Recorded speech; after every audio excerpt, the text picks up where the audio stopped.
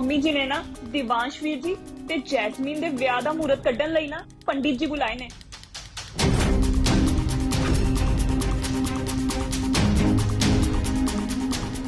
नैन नैन मेरी गल ते सुन।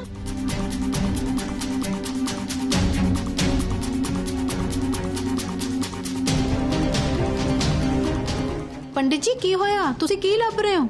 ओ माफ करना जी, मैं जल्दबाजी च अपनी जंतरी किते भुल आया जी।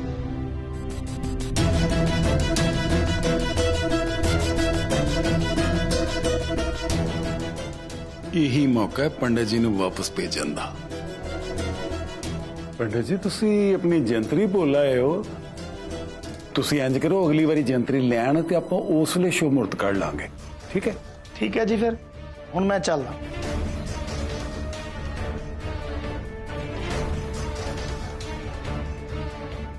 पंडित जी एक मिनट रुको।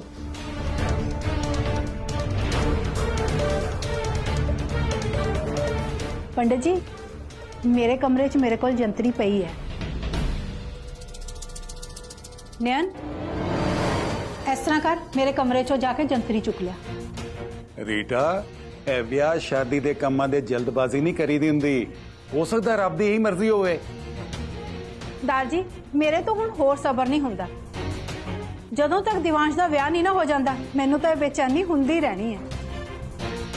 मम्मी जी तुहानू नहीं लगता कि दिवांश वीर जी दे विआह दे फैसले च डैडी जी दा शामिल होना भी जरूरी है? मैनू लगता सानू डैडी जी दा इंतजार करना चाहिए। किट्टी बिल्कुल ठीक कह रही है, सानू राजवीर दा इंतजार करना चाहिए। तेरा छोटा दिमाग कुछ ज्यादा ही तेज नहीं चल रहा? दार जी दिवांश मेरा भी पुत्र है ते अज तक ओदी जिंदगी दा हर फैसला मैं लैंदी आई हां ते ए हक दिवांश ने मैनू आप दिता है ते जो मेरी पसंद है वही राजवीर दी भी पसंद है। नैन तेनू सुनाई नहीं दिता? जा जाके जंतरी लेके आ। जी पंडित जी तुसी फिकर ना करो, हुणे जंतरी आ जाती है ते तुसी जंतरी च देख के वधिया जिहा मुहूर्त कढ लियो।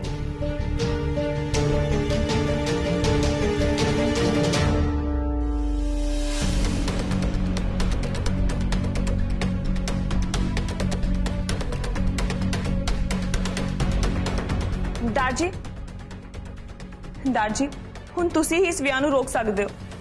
तुसी हुणे डैडी जी नूं फोन लाओ ते उन्हां नूं कहो कि वो मम्मी जी नूं कहन कि उन्हां दे वापिस आने तक ये विआह नूं रोक लैन, नहीं तो बहुत देर हो जाएगी। दार जी किट्टी तो बिल्कुल ठीक कह रही है, मैं हुणे ही राजवीर नाल गल करदा।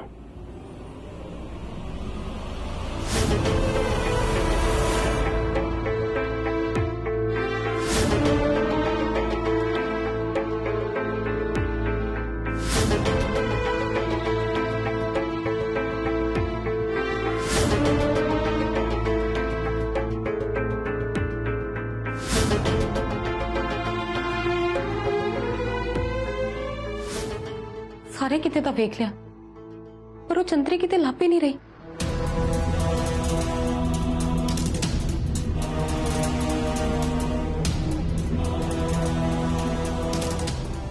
मेरी भी किस्मत देखो, अपने ही पति दे दूजे विआह दे लई मैं इत्थे जंतरियां लभ रही हां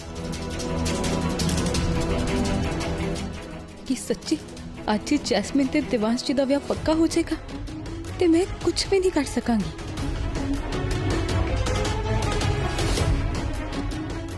wow Nayan, look at you Nayan, इन्ना कपड़ियां च तां तू बहुत चंगी लग रही है। वैसे भी जिन्ना ने बचपन तो लेके हुण तक गरीबी देखी होवे ना, वो सस्ते कपड़ियां च ही चंगे लगते ने। महंगे कपड़े तां उन्हां नूं सूट भी नहीं करते।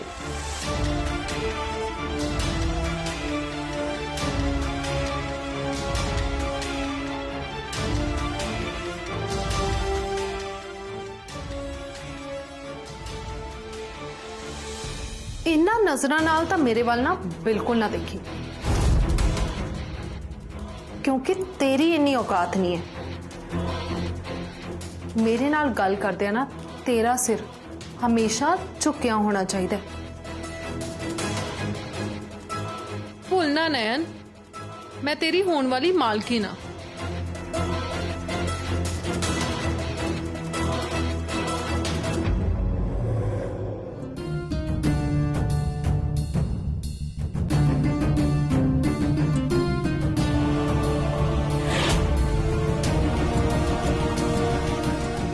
चुक इन्हां नूं।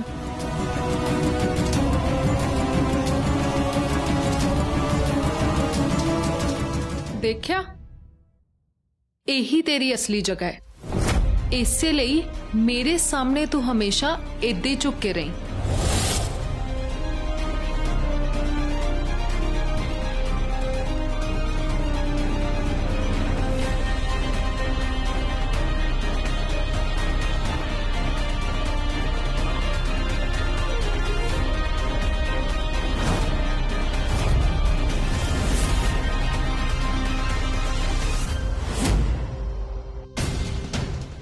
रुक नयन,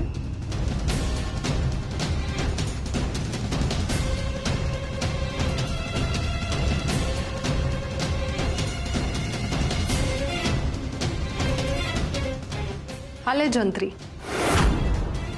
उत्थे ना पंडित जी मेरे ते दिवांश दे विआह दी तरीक कढ रहे ने।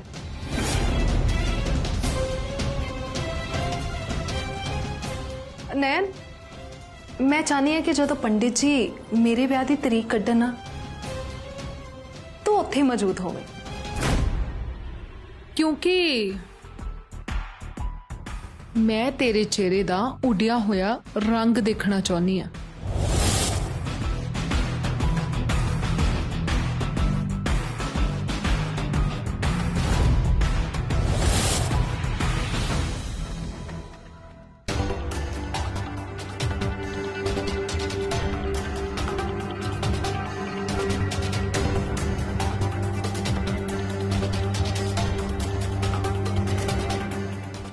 पंडित जी, ये है जैस्मीन, इस घर दी होने वाली नूं। नमस्ते पंडित जी।